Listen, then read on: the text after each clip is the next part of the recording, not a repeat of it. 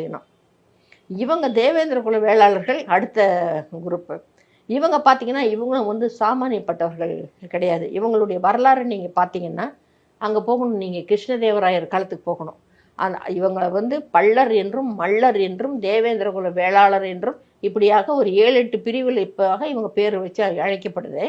அப்படி அழைக்கப்படுவதின் காரணம் என்னன்னு கேட்டிங்கன்னா, பள்ளம் அப்படின்னு சொல்கிறது அந்த நிலத்தினுடைய அளவை குறிக்கும்.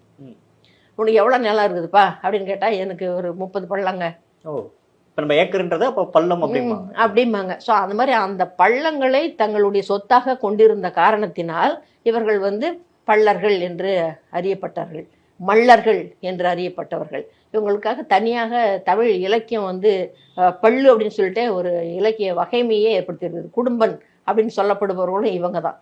ஸோ இது மாதிரி வரலாற்றில் முக்கியத்துவம் பெற்று நில உடைமையாளர்களாகவும் விவசாயம் செய்பவர்களாகவும் விவசாய குடிகளாகவும் இருந்த இந்த இனம் வந்து என்னாச்சுன்னா, அந்த படையெடுப்பின் போது, இந்த தெலுங்கு மன்னர்களின் படையெடுப்பின் போது அவங்க என்ன பண்ணிட்டாங்க, அங்கேருந்து அவங்க கூட்டிகிட்டு வந்த கூட்டம், அவங்களுடைய தளபதிகள், அவங்களுடைய சிப்பந்திகள் இவங்கெல்லாம் இருக்காங்க, அவங்களுக்கெல்லாம் இந்த நிலத்தை பிரித்து அவங்களுக்கு கொடுத்துட்டாங்க.